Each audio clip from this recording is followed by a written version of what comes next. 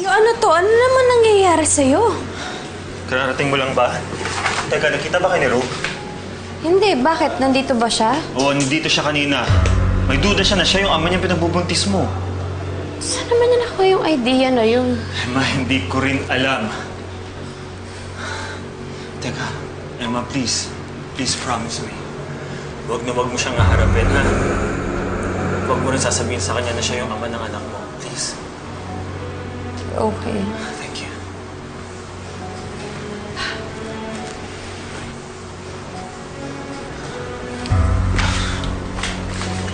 Ba yan? Stress ata ako. Sama pakiramdam ko. Halika na. Iuwi na kita.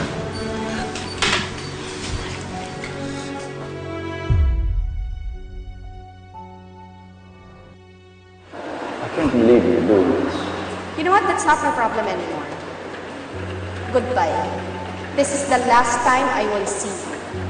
Please lang, wag mo na kaming guguluhin pa. Emma? Ba't ka naduduan? Okay ka lang ba? May dalawa mo kasi nag-aaway sa loob. Sasama mo ko. Teka, dito ka lang. Ano nangyayari? Lamang si George. Sa loob. Wait lang po, sir. Wait lang. Saan ka pupunta? Baka si George di pupuntahan ko lang. Si George nga ba o si Emma?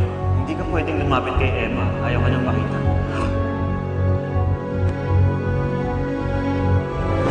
Sir Robert.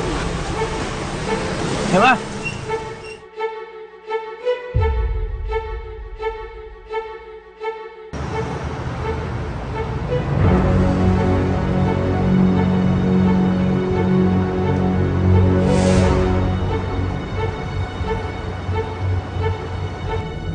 Angelo, pagalan mo naman. Gusto pa rin sa atin yung gagong mo.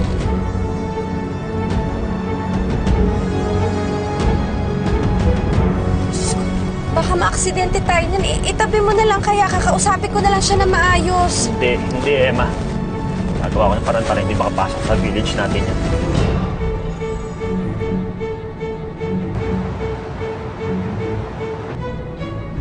Nasaan na yun? Masira ulang nga ang bilis magmanayo, delikado yung ginagawa niya. Hindi na iniisip kasama niya buntis.